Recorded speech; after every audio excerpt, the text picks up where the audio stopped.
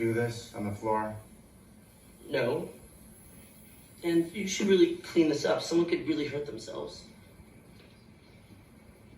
Fuck my life. We're so fucked.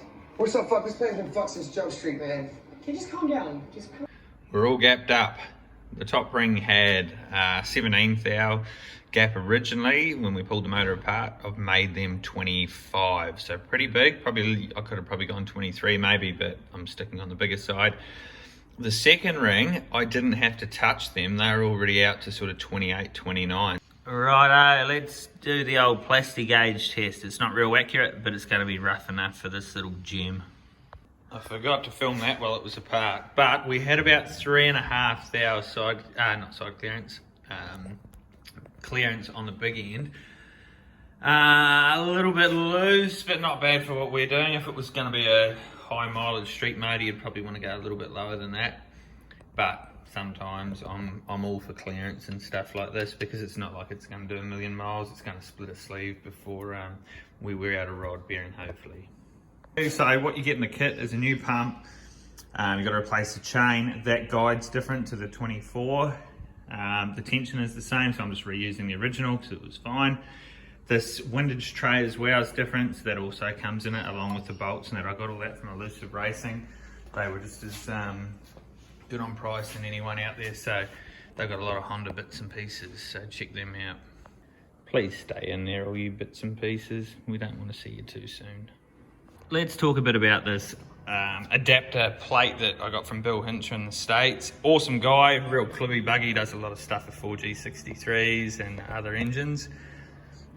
First part of it is this coupler, which obviously bolts on the end of the crank and gives us a new bolt PCD for a flex plate to take the Chevy converter. I'll show you each piece as I put it on. The next piece, the adapter plate. Nice bit of gear, comes with all the bolts and everything you need to hold it in. The beauty with this adapter plate compared to other ones on the market, we'll see soon, is the starter motor location, what he's done there, and also what he's done with the torque converter. Very clever old bugger. Good little flex plate because it uses a stock Chevy converter, so all the dimensions with the offset from the back of the block to the converter mounting face, if we want to call it that, is all stock Chevy. So you can get any old Chevy converter from like your Gen 1s, not your LS stuff, but Gen 1 stuff, and it'll bolt straight into this. Last but not least, the starter motor also comes with the kit. So he supplies the starter itself with a, he must have machined something up here to make that all fit. It's off a V10 Dodge truck, I believe.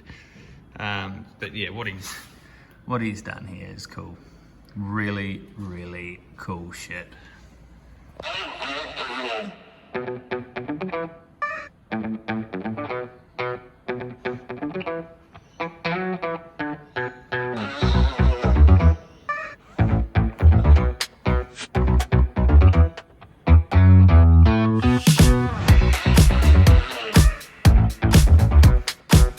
Just made a couple of little dowels. The plate never come with that, so they go in there and that'll locate the box to the engine.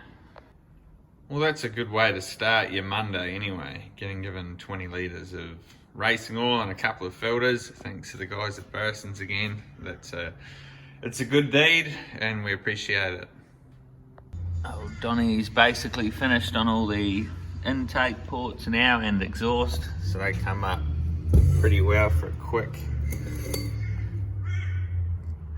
bit of porting, nothing too serious.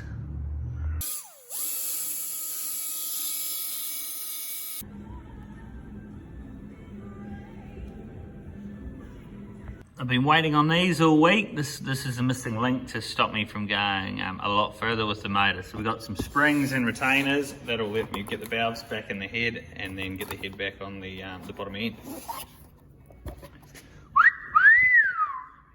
I'll be stating the obvious to most of yous, but I do hear it a few times, to be honest. These are retainers.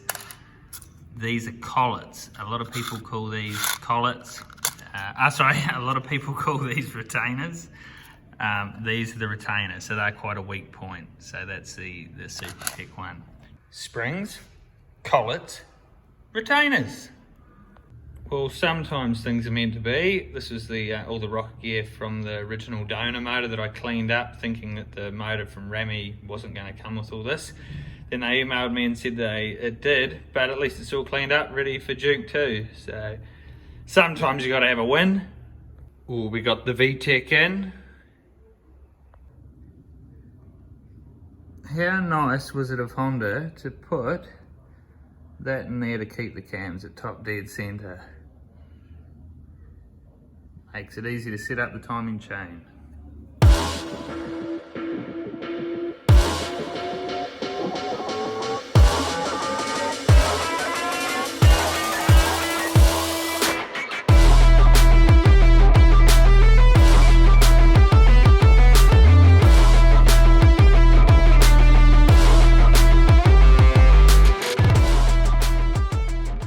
Clean this up. Someone could really hurt themselves.